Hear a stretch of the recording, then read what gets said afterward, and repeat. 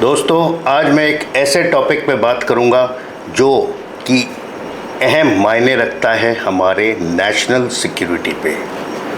वो है भारत का defence policy.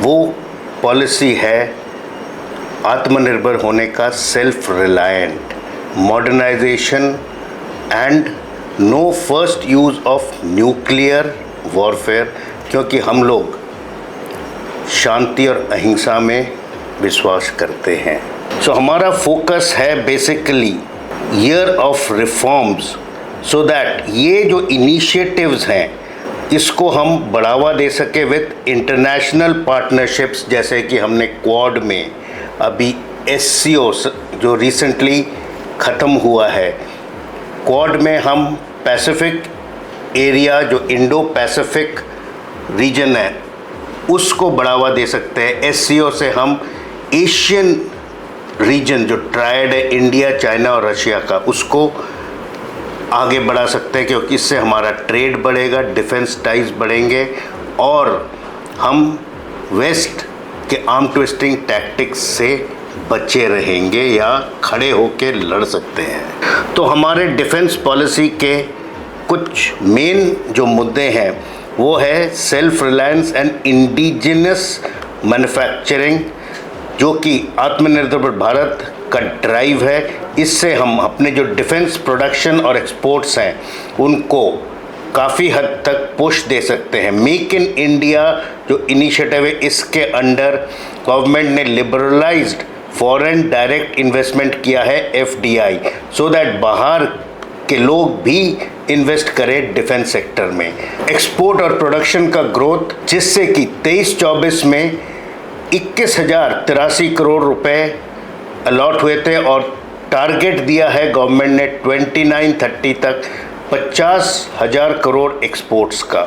Defence modernisation road map सितंबर 2025 में 15 साल का एक रोड मैप क्रिएट किया गया, जिससे कि हमारे जो आर्मी, नेवी, एयरफोर्स और जो बाकी के कोलैटरल आर्म फोर्सेस है उनको नेक्स्ट जनरेशन वॉरफेयर के लिए तैयार किया और लैस किया जाएगा। It prioritises indigenise production of advanced technologies, AI, space based systems और हाइपरसोनिक मिसाइल्स का।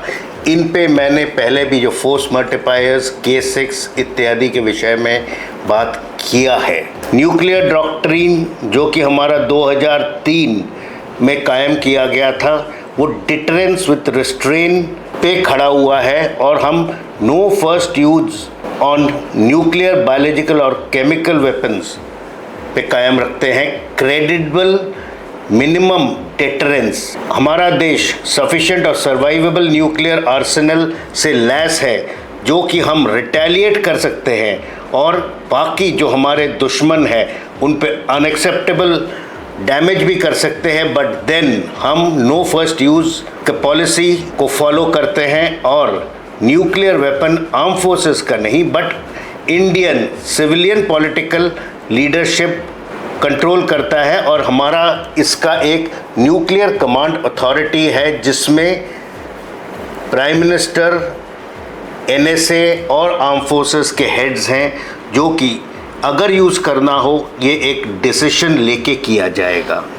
और डिफेंस में स्ट्रैटेजिक पार्टनरशिप्स बहुत ज़रूरी हैं देशों के साथ, सो दैट हम उनके टेक्नोलॉजीज़ को अडॉप्ट भी कर सके, उनके आर्म फोर्सेस के साथ मिल के एक्सरसाइज भी कर सके, जैसे कि US, जापान और भी देशों के साथ, ऑस्ट्रेलिया के साथ हमारे डिफेंस एक्सरसाइजेज होते हैं।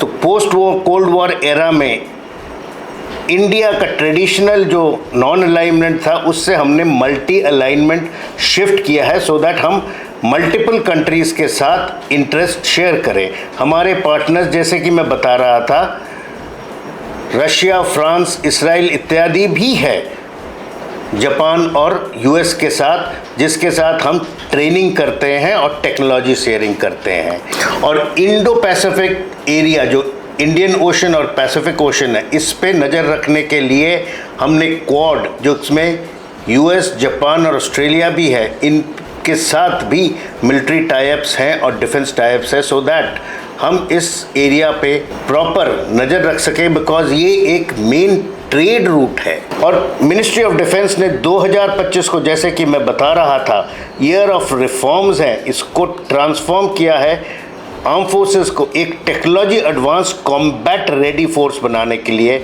इसमें इंटीग्रेटेड थिएटर कमांड और साथ में साइबर और स्पेस डोमेन्स को भी एआई के साथ और मिलिट्री जॉइंटनेस, जिसमें कि आर्मी, नेवी, एयरफोर्स तीनों एक जॉइंटनेस के साथ काम करे और एज अ टीम दुश्मन से लड़े। मॉडर्न एक्विजिशंस में हमारे K6 हाइपरसोनिक मिसाइल्स है, ICBMs हैं और काफ़ी टेक्नोलॉजीज़ जैसे कि ड्रोन इत्यादि को भी प्रोक्योर किया जा रहा है। और हमारे जो S-400 ट्रम्फ है उसके 2 और यूनिट्स भी आने हैं रशिया से, सो दैट हमारा पूरा एरिया कवर्ड रहे against any missile attacks from our friendly neighbourhoods. और इंद्रा, वज्र प्रहार, मलाबर एक्सरसाइजेज जैसे एक्सरसाइजेज भी हम जॉइंटली कर रहे हैं वेरियस देशों के साथ, सो दैट उनके देशों के टेक्नोलॉजीज़ भी हम जानें और उनके काम करने के मुताबिक से भी हम वाकिफ़ रहें। सो ये कुछ हमारे पॉलिसी के विचार हैं जो कि मैंने एक छोटे से नटशेल में आपको बताया है। ये पॉलिसी काफ़ी विस्तार है, बट इसको मैंने आपको एक छोटे से नटशेल में बताया सो दैट आपको समझ में आया है कि हमारा आर्म फोर्सेस सशस्त्र है और रेडी है किसी भी सिक्योरिटी प्रॉब्लम को संभालने के लिए, चाहे वो बाहर से हो चाहे वो इंटरनल सिक्योरिटी में भी हो। जय हिंद।